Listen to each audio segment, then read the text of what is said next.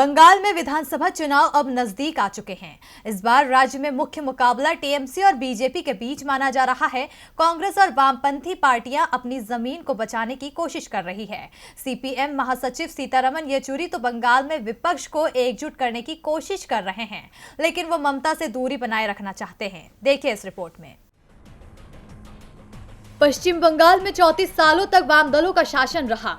एक दशक पहले तो राज्य की सत्ता में वामपंथी पार्टियां थी, लेकिन 2011 के विधानसभा चुनावों में वामपंथी दलों की हार का जो सिलसिला शुरू हुआ वो अभी तक थमा नहीं है।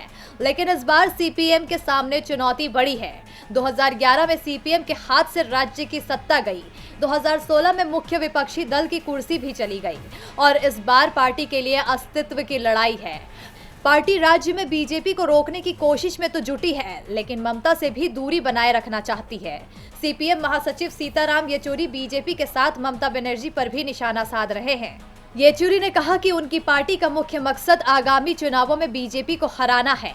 बीजेपी को रोकना है तो पूरे विपक्ष को एक साथ आना होगा, लेकिन हम ममता बनर्जी का साथ नहीं लेंगे। विपक्ष को टीएमसी से अलग रहना चाहिए। अगर विपक्ष तृणमूल के साथ गठबंधन करती है तो राज्य की जनता विपक्ष के खिलाफ हो जाएगी और बीजेपी की मदद करेगी। उन्होंने कहा कि बीजेपी और तृणमूल आगामी चुनावों को द्विपक्षीय मुकाबला के तौर पर पेश कर रहे हैं, लेकिन उनका विरोध करने वाली ताकतें इसे तोड़ देंगी। येचुरी ने कहा, हमारा मकसद बीजेपी को हराना और तृणमूल को अलग करना है, क्योंकि बंगाल के लोगों में ममता बनर्जी सरकार के खिलाफ काफी नाराजगी है। जनता तृणमूल के पिछले 20 वर्षों के रिकॉर्ड से अच्छी तरह परिचित है, जब उसका बीजेपी से गठबंधन था और उसके नेता अटल सरकार में मंत्री थे। वहीं येचुरी ने कांग्रेस के साथ होने वाले गठबंधन को लेकर कहा कि कांग्रेस ने चुनाव में 120 में से 140 सीटों की मांग की है। सीटों की तालमेल की प्रक्रिया चल रही है।